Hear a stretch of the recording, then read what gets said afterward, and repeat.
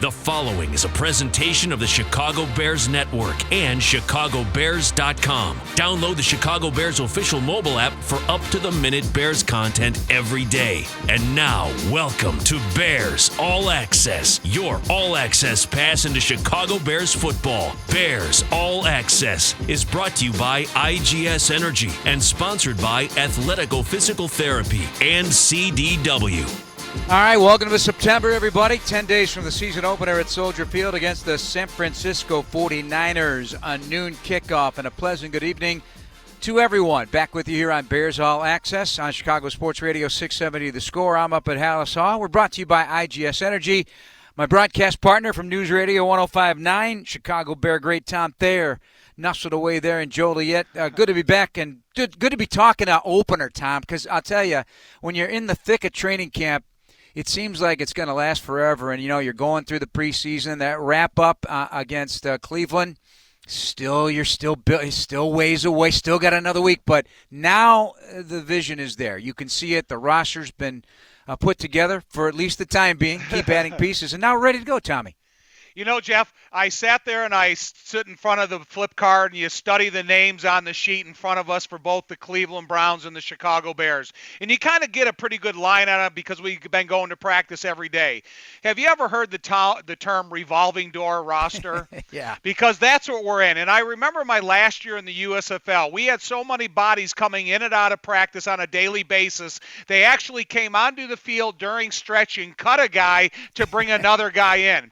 And now it's almost like we, as excited as we were about what this team was able to accomplish, what the assistant coaches have provided, Ryan Poles and Matt Eberflus, the excitement of what the future holds for these guys, you almost have to have that roster in front of you to start memorizing the names, the numbers, the positions of the guys that have come in. It's exciting. I still have the same confidence I did when I left Cleveland, but it's just there's a lot of new names that are going to be on the roster for the San Francisco game. All right, we haven't seen some of these guys yet in uniform, so we're going to have to do our homework as well. A new addition today, again, undrafted rookie from Minnesota, was from the University of Iowa, Amir Marset Smith. He had 103 and a touchdown against the Bears last season. Do you remember him? He twice had good games against the Bears last year. Overall production limited in terms of his targets and so forth, but another young player. And if you look at the ages of the guys Ryan Poles brought in the claim market and the waiver market, they're all in that sweet spot. Little bit of experience, but young, 25, 26, 24, 23 years old. This team right now, average age on the roster is just over 25 years old. Right. You know, the NFL is a young man's game, and it's kind of just a level above college. And when you think of the names and the ages of some of these guys, there's going to be a few guys that are always going to be the foundation of a team. You got your Cody Whitehairs and Robert Quinns and stuff that have been able to solidify NFL career that has put them in a position that they're not the oldest guys on the team, the most experienced guys on the team. But this is something that we all have to get used to with the collective bargaining agreement and the way teams and contracts are put together. So that leads us to a couple days ago. Matt Eberflus really expounded on this young team, this idea that it's okay and almost needing to play young players. You can understand a coach that's like that. You know, is a little bit gun shy, wants to play with the more experienced guy because he's know what he's doing and all that. But to me, if you got the right guy, you know, and you have the right guys in there and they're young, you have to play them. You have to, because the experience they get in that first season as playing, it's invaluable. You know, they're going to learn so much ball by being out there and playing rather than sitting on the sideline. And if they're good enough athletically and they're good enough players, you just got to put them out there, and they'll figure it out eventually. You know, and then you just got to coach them up and coach them through the ups and downs of it, and, you know, keep their confidence up. But I believe in that, because what you do is you build a faster, younger football team when you do that. And hopefully guys that are less injury-prone potentially, you know, they're going to be counted on, the availability factor. So this sparked the conversation I had with you the other day, because you've always intrigued me with the notion that if you didn't think about it, you'd never know it, and you'd have to be back there and involved with it. But the Bears, when you guys won the Super Bowl, were the youngest team in the NFL that year. So I went back and looked at it. 27 plus, something like that, whatever the averages are. So then they went deeper, and I shared with you the Miami Dolphins had the youngest Super Bowl team ever at just over 26 years of age in 1971. They didn't win that Super Bowl, but they went unbeaten and won it in 72. The Seattle Seahawks just a few years ago, building the way the Bears are building with young, fast, physical players and taking their time to build it the right way, built a winning culture, and then went to the Super Bowl as a young team, lost at 26-something average age, then the next year won the Super Bowl. You go down the list, and you got the old Pittsburgh Steelers teams, the Buffalo Bills teams that repeatedly went to the Super Bowl. There are some 30-plus teams. As you pointed out, George Allen, the over-the-hill gang, they wanted those guys, and they didn't care about draft picks. They wanted the older guys.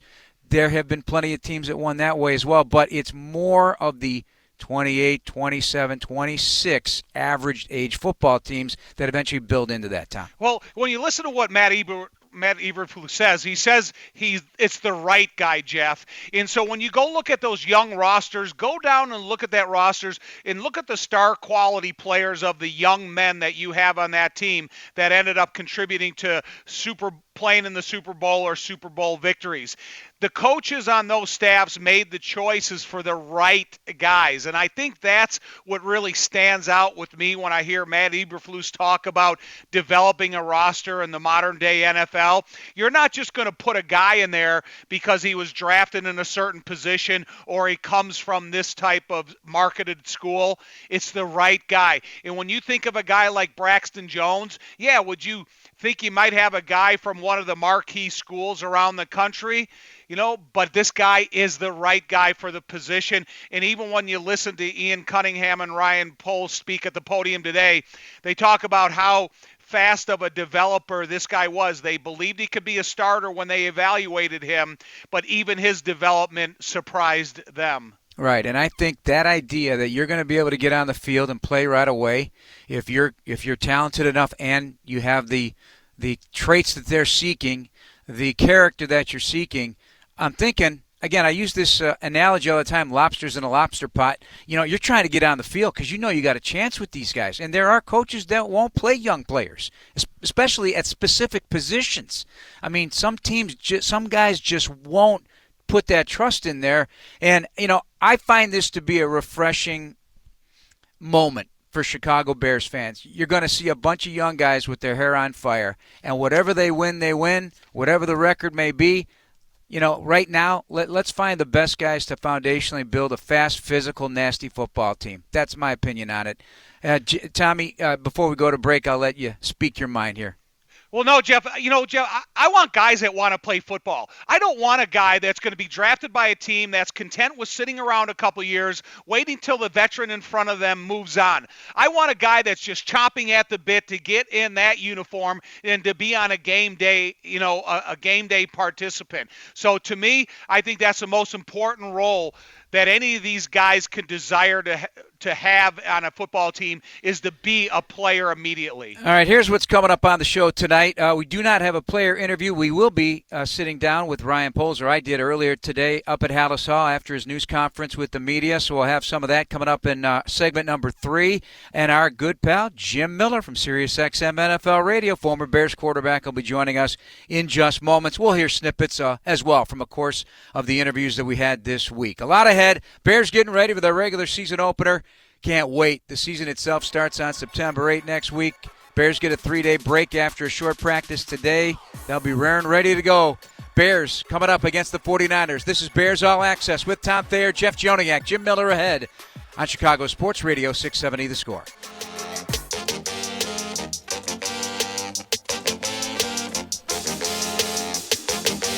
Welcome back to Bears All Access, brought to you by IGS Energy. Choose clean energy for your home at IGS.com because every good choice adds up to a better world. With Tom Thayer, Jeff Joniak, and pleased to be joined by our good pal and a regular during the course of the off-season, I should say. But once the regular season starts, gets a little harder to get a hold of because he's so busy, and we got some players on. But Big Jim Miller, former Bears quarterback, did a great job in the preseason telecasts of the Kansas City and Cleveland games. Big Jim, how you doing? And what did you glean from those two games Because you did the work, you did the in-depth study, and you called the game. What'd you learn about this team? Yeah, Jeff, Tom, I think, you could see it. I think factor of what players are being asked to do, and I think Coach Eberflus has effectively gotten his messaging across. I mean, I saw a team that hustled. I saw a team that was more disciplined. I think you see a young team, but you do see a much faster team out there. I mean, let's be honest. A lot of young players are going to play this year for the Bears. We even pointed it out on the broadcast of the 11 draft picks. Minimum I see 9 guys, and then you factor in rookies like Jack Sanborn, who's an undrafted free agent who makes the roster. The guy's going to be on all 4 core special teams plays. Trenton Gill, we know Valus Jones Jr., he's going to play, and so the list goes on, and it is. It's about a youth movement. It's about the growth and development of players, and we'll see where it goes. But, I think the coach and the staff, they effectively have reached these players of what their standard is, because I saw a lot of hustle and a lot of discipline displayed by the Bears. Hey, Jim, I got 2 questions for you.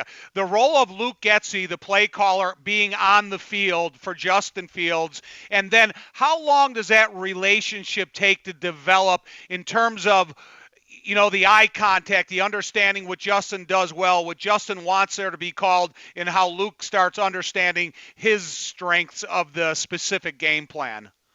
Yeah, whether guys in the booth or on the field, I think the one benefit of the coach or the play caller being on the field is when you do go over the slides or the pictures on the sideline, and you say, hey, maybe Justin says, well, I saw this. I saw the backer back up. He was on the line of scrimmage, and then he backed off. That maybe sometimes you can't communicate to a coach, and they'll be able to look through those things together. And then Luke can say, hey, here's what I'm thinking then. This is what they're doing on 1st and 2nd down. This is what I'm seeing on 3rd down. We may go to more of this, or we may go to more bootleg game to take advantage of some of the things that they're showing us, and just really be right there for Justin Fields to walk them along, to walk them through, hey, this next series, we're probably going to focus more on this. Whether it's a certain run game, we're going to try and set up these plays in the play action game and just really kind of talk him through what he expects to call. And so he'll be prepared as the game goes along, just being there down on the field and looking at the pictures with one another. Jim, you think when you look at last year's San Francisco game, is there anything that Justin or Luke can take from the way that they defensed Justin in that game? Or do you think it's not necessarily a new scheme, but a new formula of how they want to go about their business against this specific type of offense? Yeah, I mean, there could be certain things on passing downs where maybe they tried to do a mush rush against Justin Fields, just knowing he's got the escapability of the legs. But I honestly think the Bears are going to be far different, game planning wise, and how they attack San Francisco. I do expect the Bears to utilize more 12 personnel, meaning 2 tight ends. I think that's going to be imperative because you got a young left tackle in Braxton Jones, and quite frankly, I just think that's the Bears' sweet spot. I thought in that final preseason game against Cleveland, that was kind of their home, and that's why they performed so well, and Justin felt very good with the play action stuff of it. Plus, you still don't know right now, what is the 3-wide package? Who does that entail? Is Pringle healthy? Is Valus Jones healthy? The 3-wide package has yet to really display itself for the Bears, and health is going to be a big part of it. But I think running the football in that 12 personnel package really was a nice place for the Bears to be in that final preseason game. Luke Getsy this week, the offensive coordinator, explaining this whole offensive plan remains a step-by-step process. When we got here in April, we had this very well thought-out plan of how we wanted to go this process to look. And we're going to stay committed to that process. I don't think this isn't like an elevation to a moment. This is part of the process. This is the stepping stone of, our goal was to get better and to apply pressure to our team on our own, and the way that we installed it, the way that we implemented the offense, the way that we installed it, the way we came to training camp, the way that we performed in preseason. These are all the next steps. These are all steps to where we want to be. And so this next game, again, we're still pedal to the metal, and we're still challenging these guys every day, both mentally and physically, to play the play style that we want to play. And that play style is going to be just like it is for special teams and defense. Attack mode, mental focus, Jim, no penalties. They did a nice job of the preseason. Those kind of penalties, pre-snap penalties, are aggravating to any coach. But I get the impression, and I don't know if you've talked to Getsy prior to him coming to the Bears, but just listening to him talk, I mean, it's a no-nonsense guy. And I think he likes to have fun on the field too, but he holds everybody accountable here. He wants what he wants, and he's got it all drawn up the way he wants it. And I like his tough edge. He's not ready to all throw bouquets to everybody either. He's just holding everybody accountable because there is a long way to go. They got to figure a lot of things out offensively. Well, yeah. I mean, I heard you two talking about this team, and and Jeff, you brought up obviously Tom's World Championship team, and there's a big difference there. The team that Tom played on. Look at the guys alone that just defy the X's and O's. Right. You got Richard Dent, you got Singletary. I mean, we can get Yeah. you Jim, get into the double digits. Jim, I'm not saying this team is that. No, you're misinterpreting what I'm saying. All I'm saying is it's a starting point to be this kind of team, what you're trying to build from the foundation, and maybe in a couple years – some of these guys develop. Who knows what they're going to be able to add next year. You know what I'm saying? I'm saying it's better to do this than have a bunch of guys that are not going to be here when they are competing for a Super Bowl. Yeah, because I do. I think this whole year is about, and we've been pretty consistent talking about this on Bears All Access. They're not done. The roster is going to continue to churn. Here everybody's talking about Alex Leatherwood. Here's a former first-round pick. Now he's got a shot here with the Bears. We'll see where it goes. But it's about the growth and development of young players. And I think, it's got to start somewhere, and it's got to build.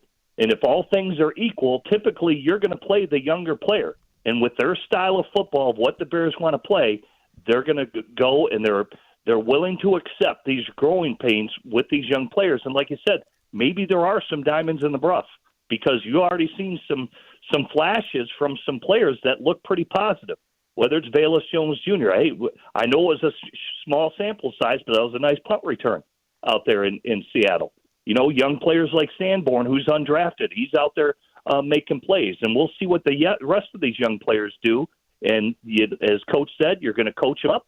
They're going to play fast. They know what the standard is, and they're going to fly around and play some football. And like you said, the foundation has to be built. It's got to be built somewhere, and it's got to be built with these young players and how quickly they grow and develop. Jim, when you talk about a foundation, let's talk about the offensive side of the ball, because there could be guys that might have some reps from the receiver position or whatsoever that haven't had any reps so far in the preseason with the Bears. And when you talk about Luke Getsy and an offensive coordinator trying to build a foundation, man, you're going to have to be doing it on a fly. And some of these guys, even though they have a couple days off, might have to be up at that facility every day going through meetings to just get semi-caught up to speed so they can get a handful of plays in their hip pocket if they're not contributing on special teams or those types of phases. Totally agree. Because, again, I think it's pretty clear. There are no sacred cows. Other than Justin Fields and Jalen Johnson and Quinn and probably Roquan, there's just a handful of guys that, again, if guys aren't in the building and taking the time to ensure that their spot on that roster is going to be there, because when their name and their number is called and they can't perform, there could be somebody else coming in there the following week that will take the extra time to get it done. I think it is that volatile of a roster where they're going to continue to churn it. And like you said, right now and that's why I say that about the three wides package, because the receiving position has been so banged up with Pringle and Eberflus Jones hasn't been in there. It's still been undecided. So that's something that's going to develop and grow and really show itself as the season goes along. And you would like to think the younger player in Eberflus Jones Jr. is going to continue to grow and develop and hopefully earn one of those roles to be a starting receiver by the end of the season, I would think. We already know he can kick and punt return, but if his role increases at receiver, then maybe Tristan Ebner now goes back to do the kick return now that Eberflus Jones' responsibilities have changed. So we'll see how it all shakes out. But again, it's got to start somewhere, and the Bears are willing to go through this challenge. Really like the body type of Eberflus Jones, too, because he's got the speed, obviously. Thick guy.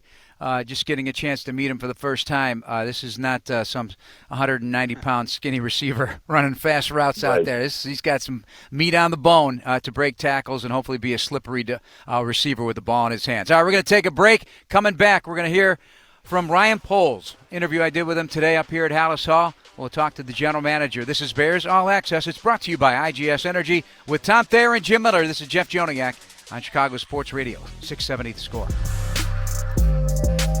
This segment of Bears All Access is brought to you by Athletico Physical Therapy. Visit athletico.com to request an appointment in clinic or virtually and start feeling better tomorrow. Earlier this afternoon up at Hallis Hall after his news conference to the media, along with assistant GM Ian Cunningham, Bears general manager Ryan Poles sat down for a conversation about where things are headed. Just the ability to adapt and adjust. Things constantly change and move. You can have plans, but oftentimes that's not what's going to play out. So I think just always staying on our toes as a front office and being able to maneuver and adjust and continue to grow our roster. The other piece is, it's trusting the people around us. I have a great staff with Ian, Jeff King, Trey Koziel, and just leaning on each other to build this roster the best we can. Did you guys approach this almost like draft weekend? Yeah. Yep. That's something I learned back from my past. We see this as an opportunity to improve our roster, and we stay active in the preseason film. We grind the tape. Like I said before, there was very little sleep going on. We were in the draft room, and we just were buzzing every game. We were flashing guys. We had a board that we went off of based on value. It's very similar, and we executed it really well. And some really good ages on these guys, too, to fit what you're trying to do here, right? Was that important? It was very important. Just, young talent that can be developed and help us over a long period of time. All right, I'm going to say this delicately because you know what it's like to be cut. Yes. So now that you're in the position of cutting, how did that work for you now that you're doing it? That was something I was exposed to, in years prior. But when you have a whole class and you kind of look at those guys as yours, it's difficult. It's a difficult conversation. I always have been empathetic in that moment because I've been there and I understand what it means. And I think the other thing is just to give real feedback to the guys and be honest and upfront. I think they appreciate that. Yeah. Did you get some interesting responses without getting into specifics? Yeah, there was guys that just want to know where they stand and where they could get better. And giving them that feedback goes a long ways. All right, you had some really high praise from Matt Eberflus. Yeah. And you're going to smile because, you said you love that dude. Yeah. Tell us why. It's leadership. I got asked that question a lot. Why did you pick Matt Eberflus? And my first response, most of the time, if not every time, was his leadership skills. It's how can you be demanding but have empathy with your players at the same time? And you can feel the buy-in. You can feel the energy. It's authentic. It's real. And I know all of our players feel that. And that's what you want to play for. That's what you want to work with. And that's him to a T. So I've been really, really happy with him. I think that word authentic is the critical piece because coaches can come in here with a lot of different phraseology and rah-rah and whatever. Yeah. But you are so on point with that. It's just you can feel it in the building. The players are just coming back to you saying these same things. Mm-hmm. Was that important for you to hear it from the players too? Yeah, it is important. And you read these interviews, you watch these interviews, and the players talk about Matt, and it makes you smile because you know that you have a good leader in place, and we're ready to kick this season off. I'm not sure you get into specifics about who's left from the past or not, but there's only 19 and I think 3 or 4 on the practice squad. So that is a mighty big turnover. It speaks to the overall plan to find the exact Bear player you want to identify for the future. Right. But also, again, in that certain age category. How did that work out in the end for you, do you believe? Yeah, I think it worked out really well. There was core players on this team, when I walked in the door that we're still excited about, and they're going to help us win games for a long, long time. And then, part of the challenge is building the rest of the roster. And we attacked it on many different levels: free agency, the draft, and then the waiver wire here at the cutdown day, and I think we did a good job.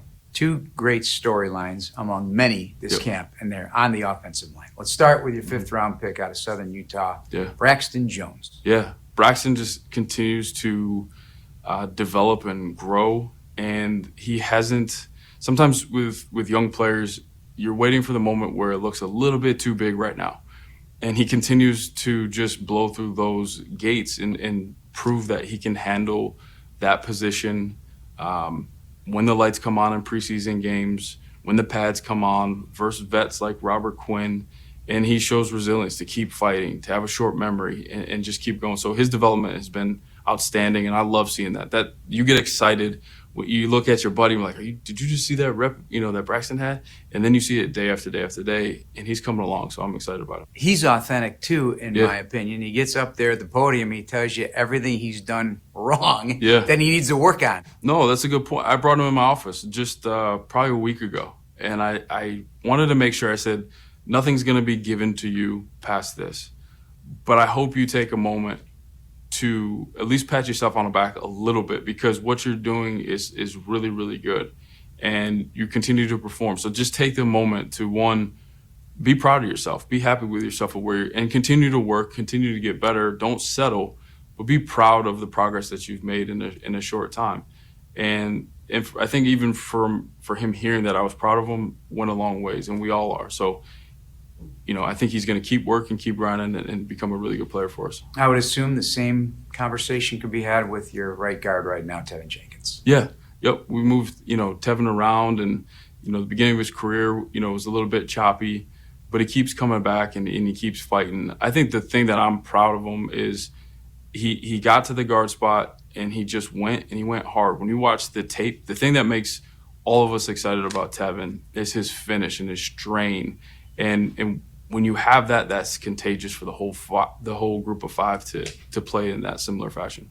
All right, big picture heading into this season with your own roster, a ton of salary cap space, a first-round pick, still a whole season to play, but this doesn't all come together overnight. How excited are you for the future of this franchise? I'll start with just the season. I'm excited to see these guys perform. I talked about it before, but just be resilient in moments of adversity. I just want this group to stay tight all the way through this season and just continue to get better. And then for the future, we'll keep doing what we do, which is add talent, and get better in every way that we can. We're going to hit the road. Ian and I are going to go to Colorado and watch a game there, go to Georgia, go to Louisiana, and we're going to start the process of getting ready for the draft and free agency for next year. Are you the type of guy that wants to be in these stadiums to see guys with your own eyes all year? Yep. So you're going to have a lot of frequent flyer miles piling up. Yeah. And I got that advice, I had a really experienced and very talented former GM ask me, do you plan on hitting the road and getting out there still when you're a general manager? And I said, absolutely. He said, yeah, don't ever lose that. You got to get your eyes on these guys. You got to walk up on them. You got to ask questions and get to know them. So that's the plan. All right, Matt kept telling players, hardest thing they're ever going to do. Yeah. He said it again this week at the podium for the new guys coming in, hardest thing they're ever going to have to do. How did they overall accept the challenge? And do you assume now that the foundation is set for that, anybody coming in here is going to have to, because that locker room will hold them accountable as well? Yeah. I think the standard that he talked about on how we're going to practice, how we're going to play, the toughness that we need to have, finish. He's always talking finish every video. If you stand next to him in practice, constantly about finishing. So that's the expectation now for anyone that comes in is we're going to finish, we're going to play hard, we're going to play fast.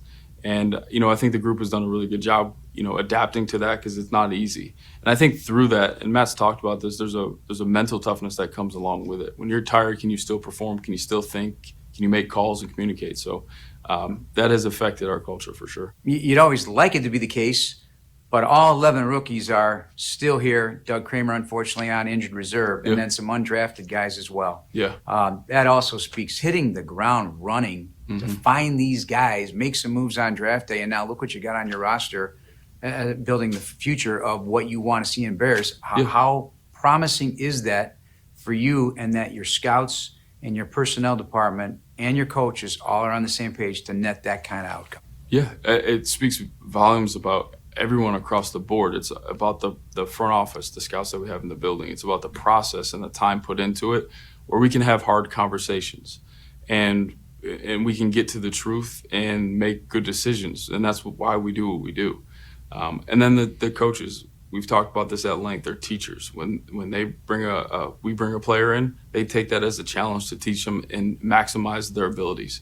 And we're seeing that with this first group. Expectations for Justin. Yeah. In terms of what he's shown you now, Yep. he's stair-stepping Yep. to where he's at. How optimistic are you? I'm very optimistic. I love what I've seen from start to finish. He's coming along, and you can see things happening faster. You can see the poise and control that he has. You can see the athletic ability that he has. And that paired with how Luke, and his offense is going to be, I think Justin's going to be really, really good. And we'll see it play out. I know he's tough. I know he's resilient. I know he's smart. We've learned all that. So I'm excited for him, and we'll continue to keep growing around him and get better. That's Bears General Manager Ryan Poles, Jim Miller, Tom Thayer, Jeff Joniak. Fellas, have at it. You heard the press conference. Now you heard that. I think a little bit of a sense of relief. You get to the 53, and now you just cherry-pick throughout the course of the season where you need bodies, where you fill in with injuries. Overall, what'd you think, Tom? And then Jim, jump right in. Jeff, when you hear Ryan Poles talk and you hear him talk about the cuts, it's almost like he sees a little bit of himself in Braxton Jones. When you look at the template of Ryan Poles, he's that similar size, a tall offensive tackle. And no matter what happens to us throughout our career, we always have the desire to play. And I was cut, and I know what it's like to go through that. So I like everything Ryan Poles has said. I like how Ian Cunningham has complimented him up at the podium. And so now what they said, it's got to take action on the field. And the way he concluded the last question to you is he's excited to see what happens next Sunday, just like all of us as ex-Bears or Bears fans. Yeah, I think, it's pretty evident as we've touched on this whole program, they're going to play a lot of these younger players. And so, again, I don't think Bears fans out there can just, there's going to be growing pains, but you need to see these players say at different increments of the season, whether it's the end of the first quarter, at the end of 4 games, where is Fields from week 1 to week 4? Where is Fields from week 4 to week 8? So there's going to be a process as this goes along throughout the entire year. And part of it is going to be the guys around Justin Fields, and these young players are going to be thrown into the fire, and they're going to have to adapt and adjust pretty quickly. And then I think the coaches will continue to add more things. That's another reason why I probably said, early, say against the San Francisco 49ers, when you've got Nick Bosa and you've got Eric Armstead on each side, maybe that's a good 2 tight end set game, because I wouldn't want to throw Braxton Jones to the Wolves. And not just yet. He's going to be facing a pretty good pass rusher. So they're going to do some things to subtly help these young players as they grow along. But where it started, you can see it's a disciplined team. They play extremely fast. I think they play hard. They've got more speed. And I love the way Justin Fields ended the preseason against the Cleveland Browns. Got the offense feeling good. They score on the drives that they were out there, so that they're building something. And it's really the build up to Sunday is what they're trying to do. And they're going to try and do that every single week with these young players. It's going to be critical all season long. All right, guys, we're going to take a break. Great seats available. Your Chicago Bears this season at Soldier Field. Get your tickets at chicagobears.com/tickets. More ahead with our producer, Adam Studzinski. Thanks for listening, everybody. This is Bears All Access, brought to you by IGS Energy. Back with more in a moment.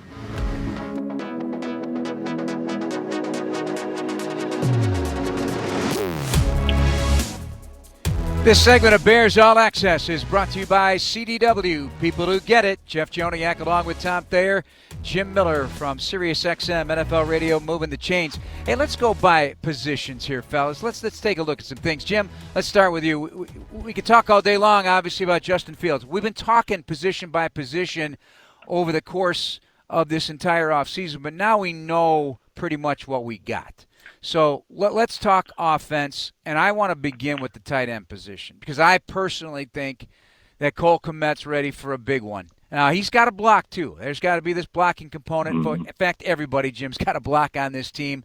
I'm going in that direction. Let's break down the tight end position. I'm going to give time to the offensive line, but let's go tight end running back here. Jim, take it away. Yeah, I'll tell you what. They picked up a big-time blocking tight end, that Trayvon Wesco from the New York Jets. That guy is essentially a sixth tackle is what he is.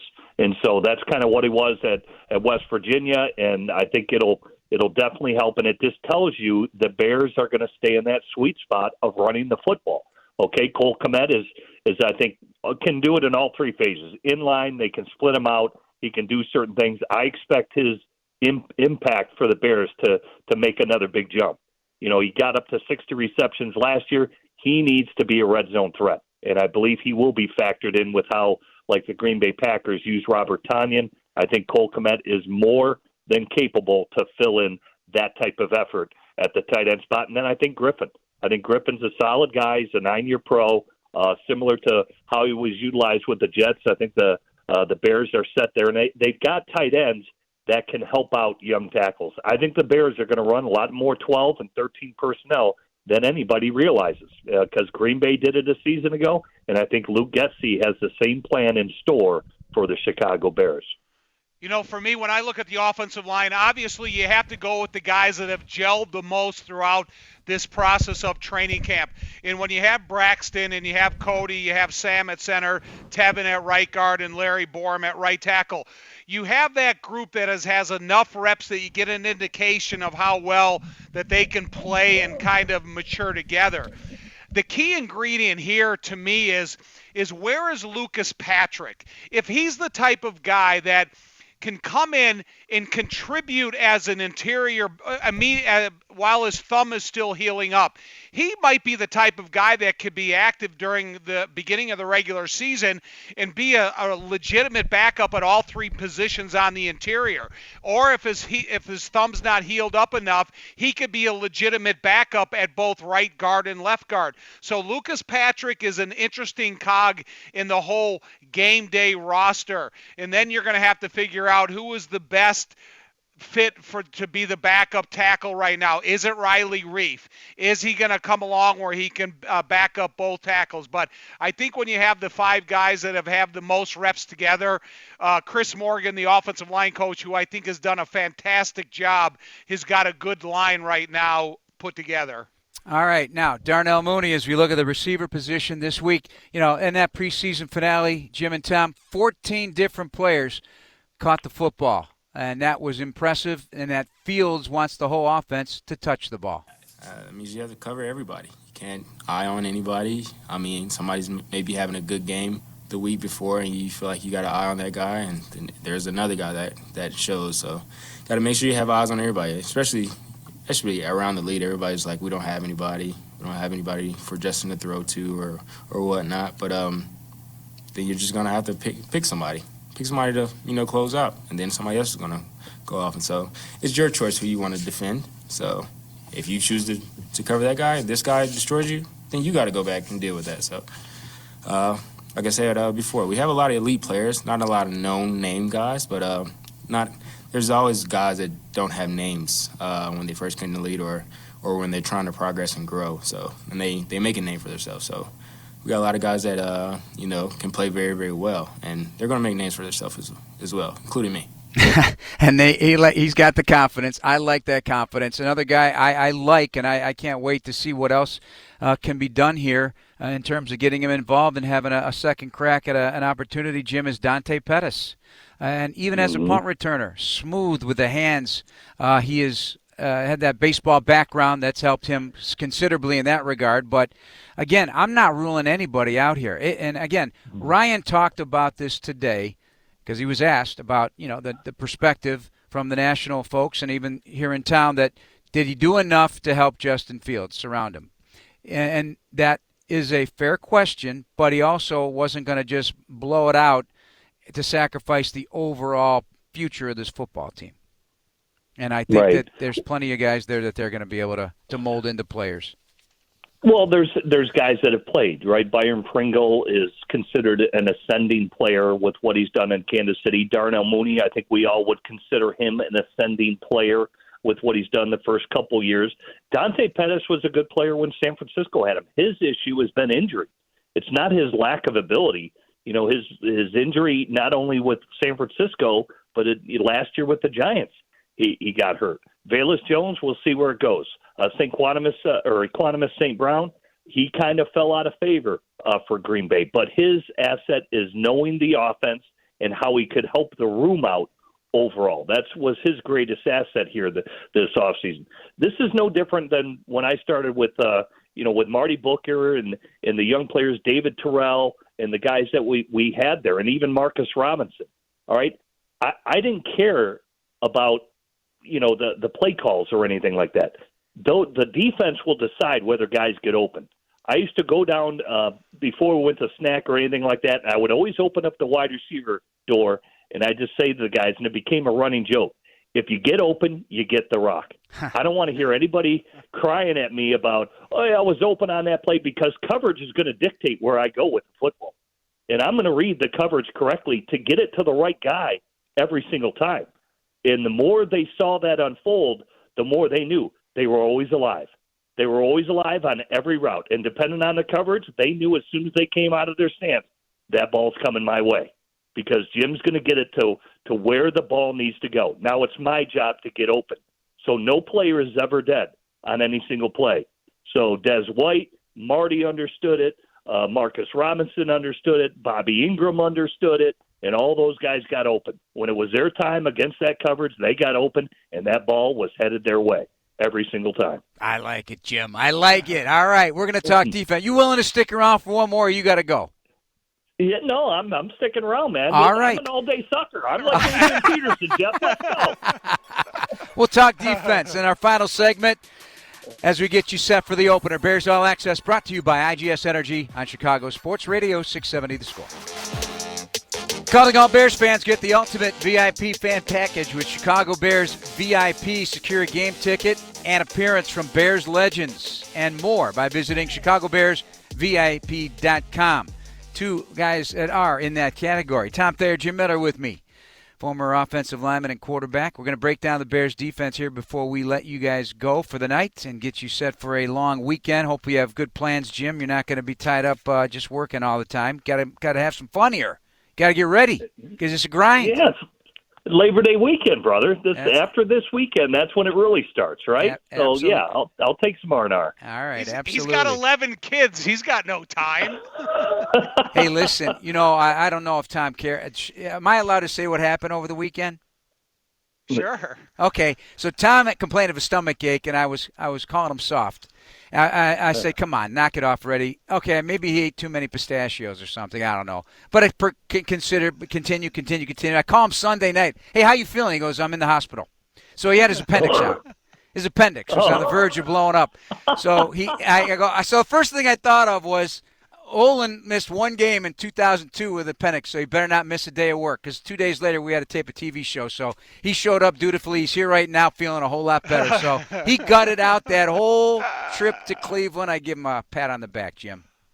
Yeah, I'd say so. Talk about all-day suckers, man. I mean, he doesn't need any time off. He's right back in there in the lineup. So I knew Tom was tough, but that just kind of proves it right there. Yeah, all I know, Tom, if it were me, you would have been calling me so many names I can't even right now. You'd Jeff, be just.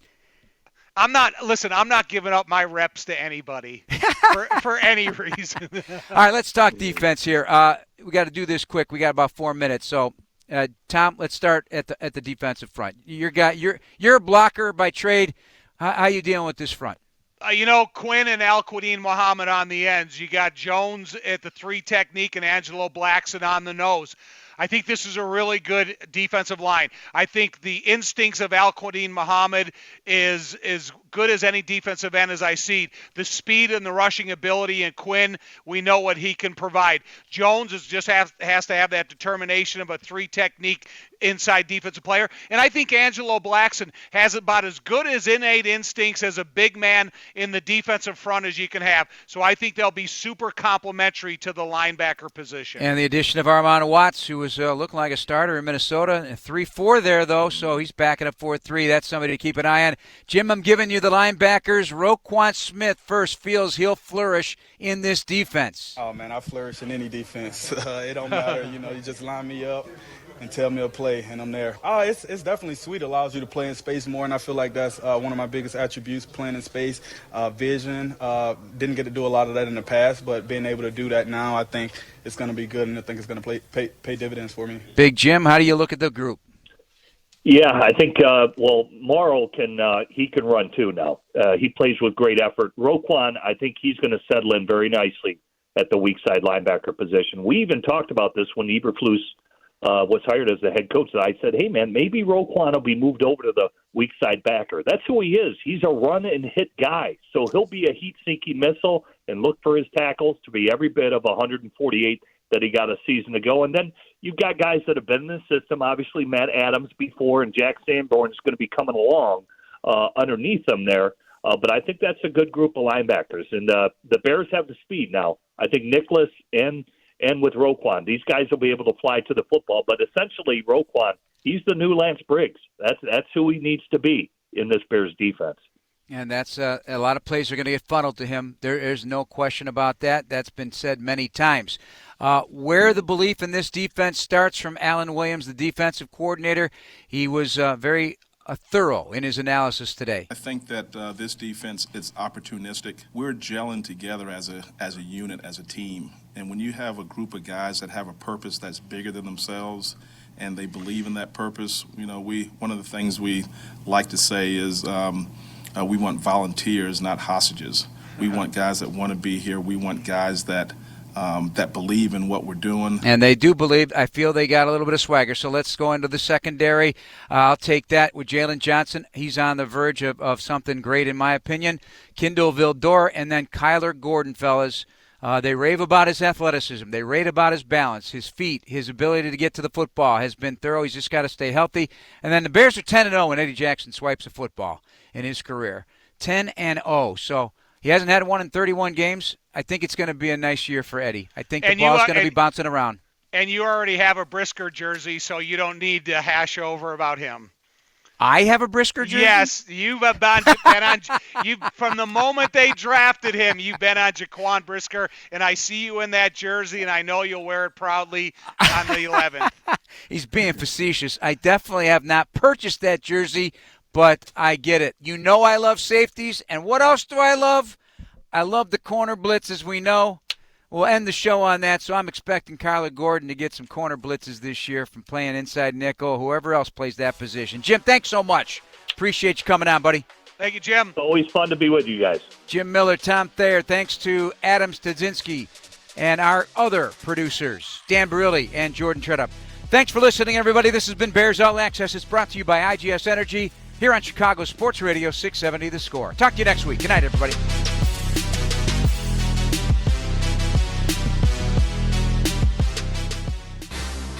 Thanks for listening to this Chicago Bears Network presentation of Bears All Access. Podcasts are available on chicagobears.com and on iTunes, or download the official Bears mobile app. Bears All Access has been brought to you by IGS Energy and sponsored by Miller Lite.